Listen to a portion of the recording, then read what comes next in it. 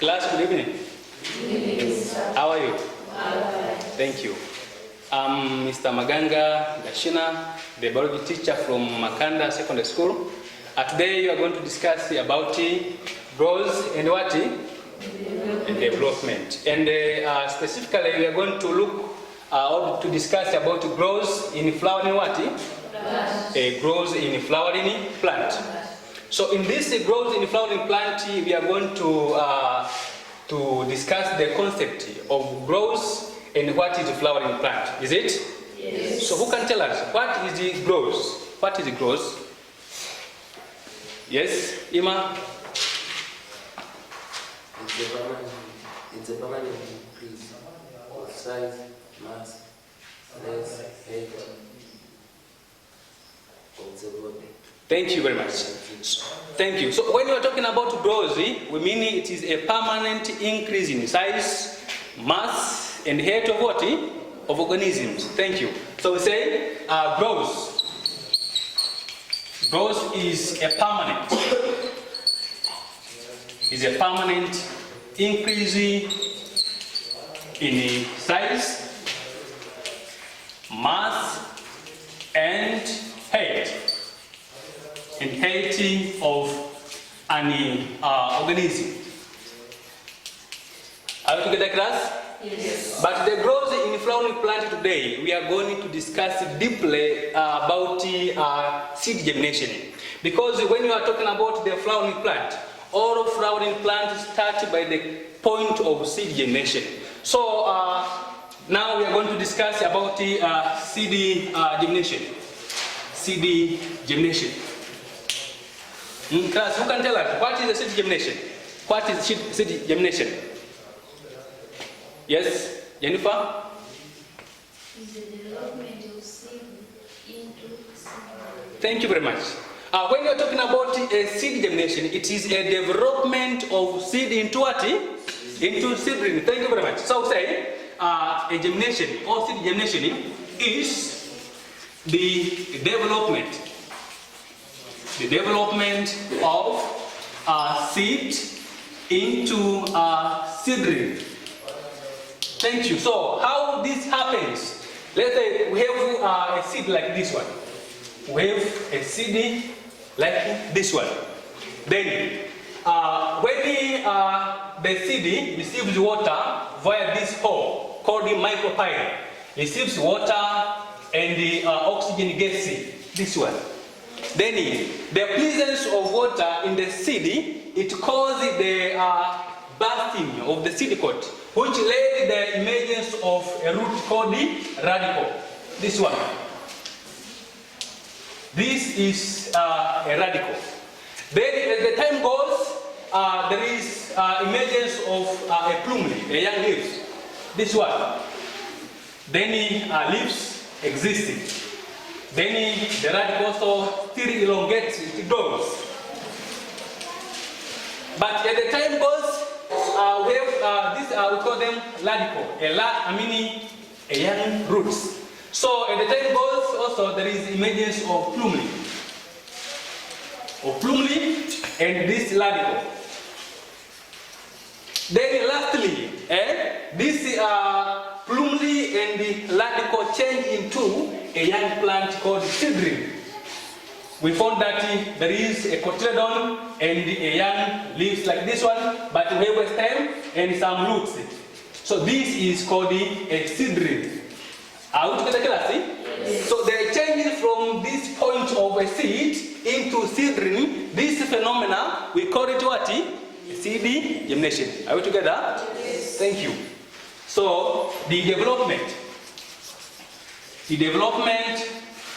of seed into seedling. Into seedling is called seed germination. But students, we have different types of seed. We have monocot seed and what? Dicot seed. So there are different ways of germinating between monocot seed and what?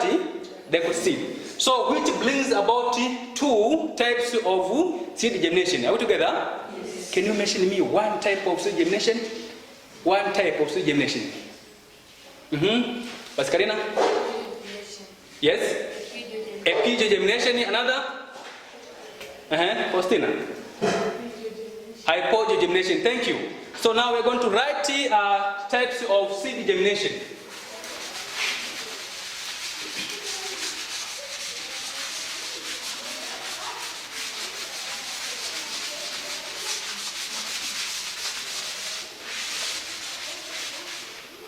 Okay, types of seed germination. We said that there are two types of seed germination. Number one is what? Epigeo germination. Is it? Yes. Epigeo germination. Number two is hypogeo germination. Thank you. Hypogeo germination. Thank you. Who can describe what is epigeo germination? My dear lads and boys. Yes? Ima? Epigeo germination is the types of germination in which a cotyledon brought up in the soil surface.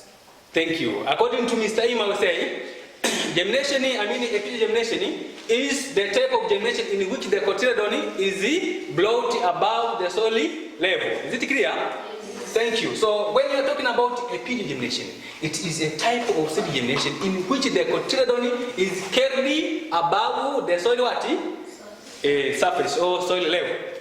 Thank you.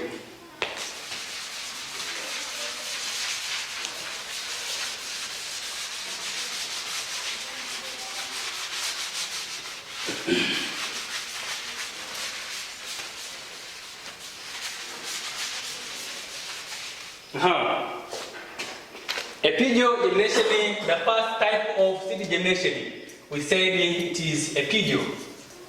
Epigeo germination. We said that it is a type of seed germination in which the cotyledon of the seed is carried above the soil level. So is the type of seed germination. Seed germination in which the cotyledon or the food reserve of the seed is carried above. Is carried above the soil level. So this type of seed germination is undergone by the seed which are in dicotyledonai. Example, sunflower. Is it? Yes. We have what? Groundnuts. Another? We have bambara nuts. We have sesame, watermelon seeds. So these are example of seeds whose cotyledon brought above the soil level during seed germination. So dicot seeds are the one that undergoes this type of seed germination. Are we together, class? Yes. The second type is hypogeo germination.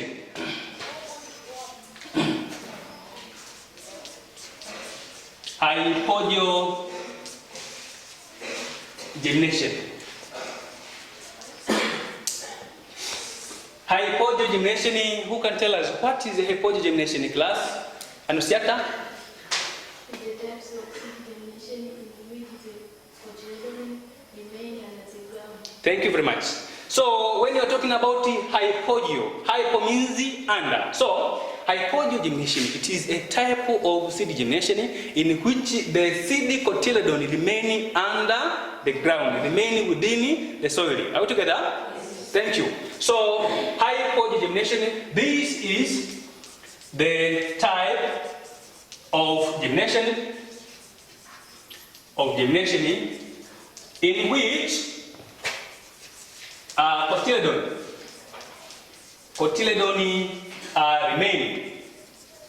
remaining in the gland. Remaining in the gland. Yes. Class, do you see the difference between epigemination and the hypogemination? Yes. Yeah. So when we're talking about epigemination, it's the one in which when the seed is germinating, the cotyledon in epigemination is carried above the soil level. While in hypogemination, the seed cotyledon remain within the soil level. Are we together? Yes. Thank you. So during germination of the seed, there are some changes which occur to the seed to reach a point that there is emergence of the radicals and plumeles. So now we are going to discuss on the changes which occur in the seed which led to seed germination. Are we together? Thank you. So let us now discuss on changes which occur in the seed during seed germination.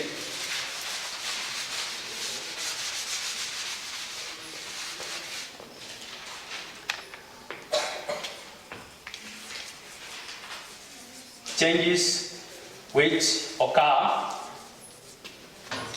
during seed germination.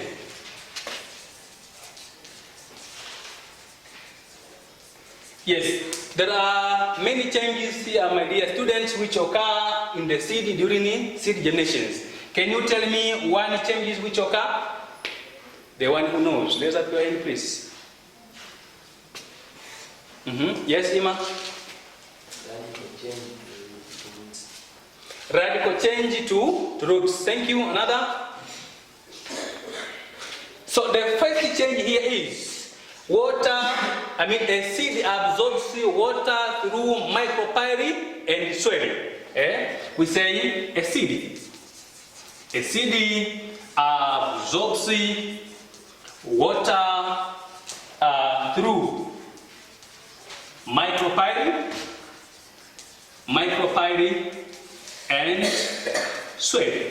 So when the seed is within the soil, through the micropyre, the hole, it receives water.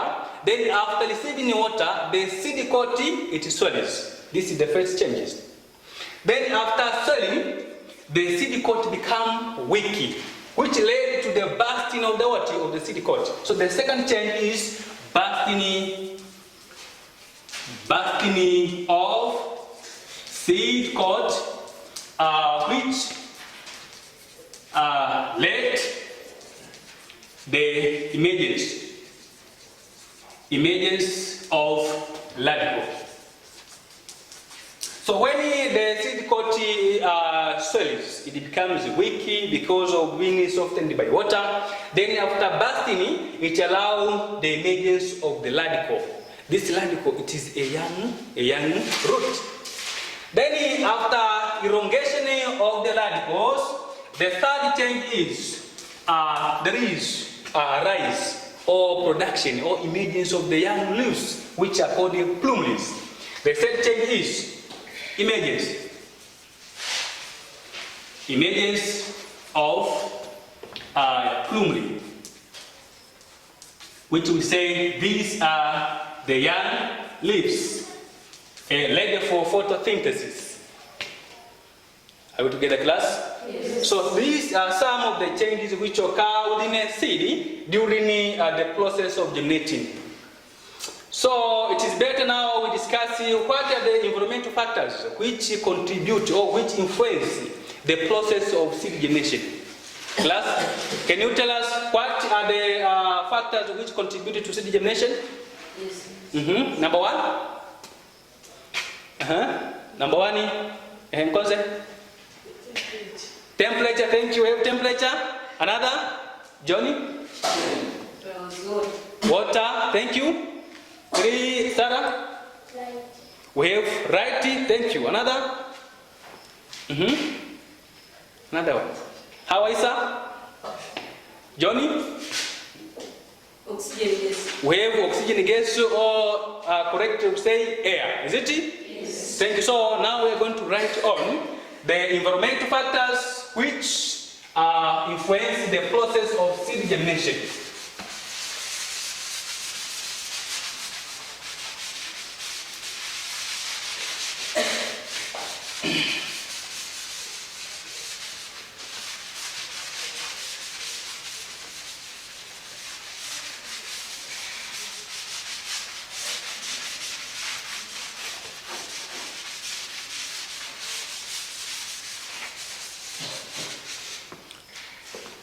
Okay, fine.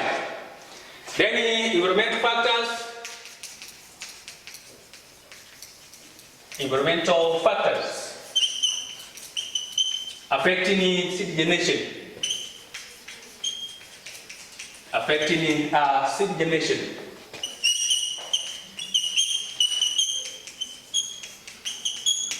There are so many environmental factors which contribute to seed germination. Number one, we said it is what? It is temperature. Everybody say temperature. Thank you. Number two, we said it is what? Is water. Thank you. Number three, it is light. The last one, number four, we have air. Or we say oxygen what? Oxygen gas. Thank you. So these are environmental factors that influence or facilitate the process of changing from seed to from seed to seedling. Are you together? Yes. So now it is possible we are going to describe the one factor after what? After another. What is the contribution of temperature in seed germination?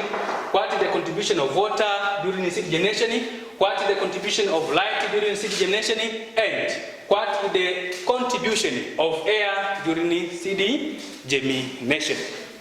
Then we are going to discuss about the contribution of water during seed germination.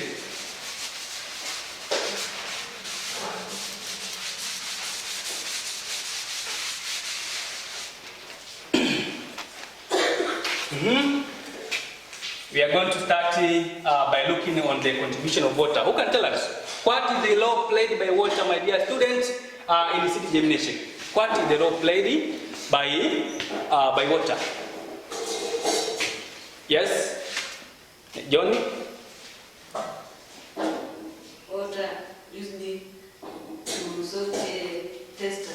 Yeah, thank you very much. So the first role played by water is to soften the seed coat. Thank you. So it is used to soften or to weaken the seed coat.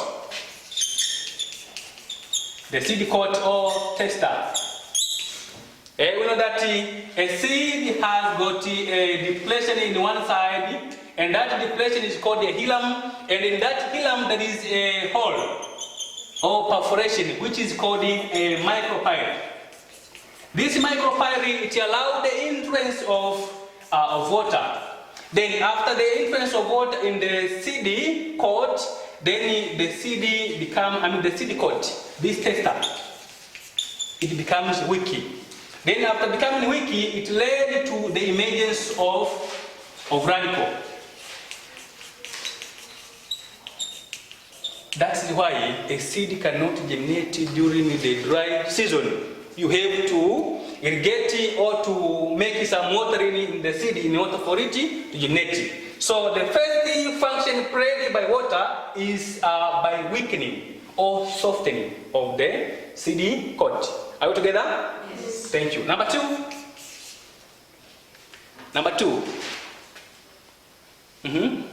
Yes, Jennifer? Yeah, it is used to transport it.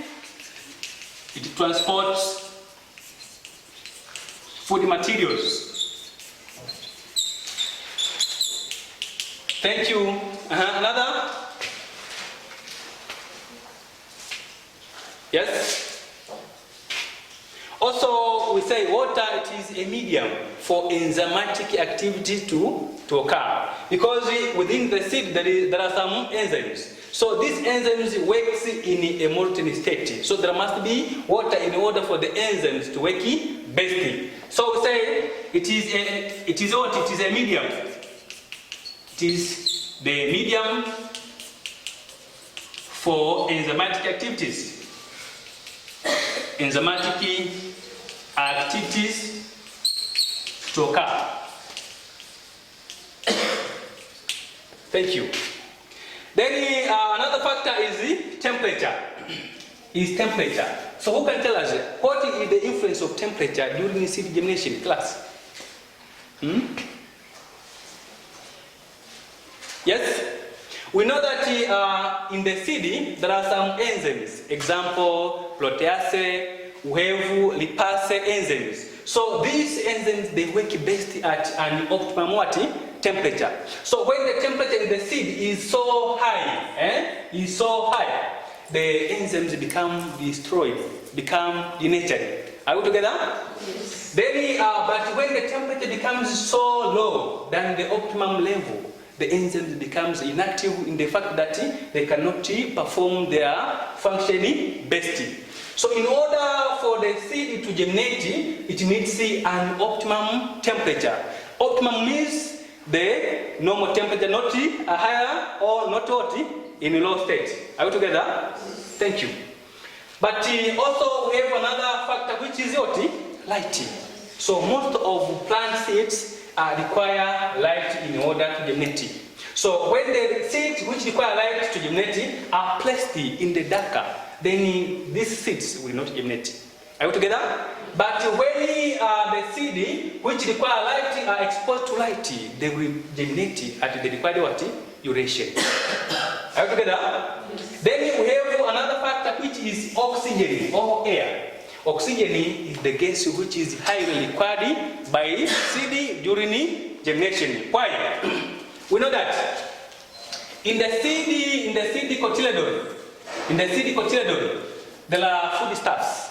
So in order for these foodstuffs which is stored in the cotyledon to work, it needs aerobic respiration. So aerobic respiration, it is a process which occurs in the presence of oxygen gas. So when oxygen is supplied in the seed via micropyle in high amount, then the rate of germination of the seed becomes higher. But when there is a low supply of air into the seed, then the rate of germination becomes low in the fact that there is a little amount of energy. Because the food which have been stored in the cotyledon have not been oxidized completely due to the absence of air. So a seed requires high supply of oxygen in order to germinate. The low amount of oxygen gas, the low the rate of seed what? Germination. Are we together? Yes. Anyone with a question maybe? Before we wind up our lesson today?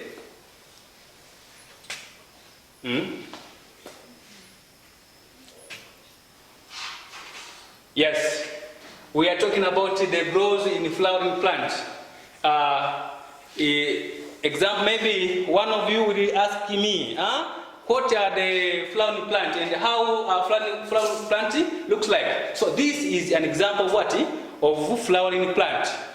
This is called what?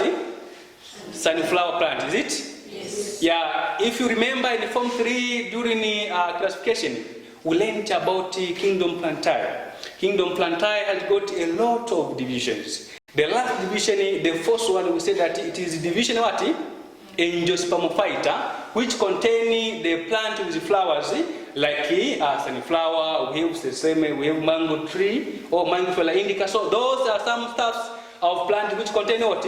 Flowers. So in order for this plant with flowers to grow and develop, it requires the seed germination. The seed must be planted in the soil, then left for a moment. So when the conditions such as the temperature, water, light and air are well supplied, then the seed develops into what? Into a seedling, then into the plant. Finally, then we harvest the crops. Are we together? Yes. Yes, thank you.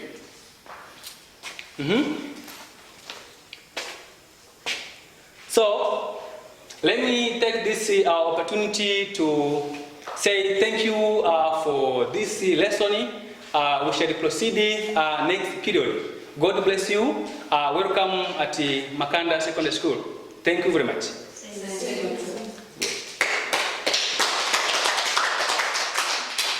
Thank you.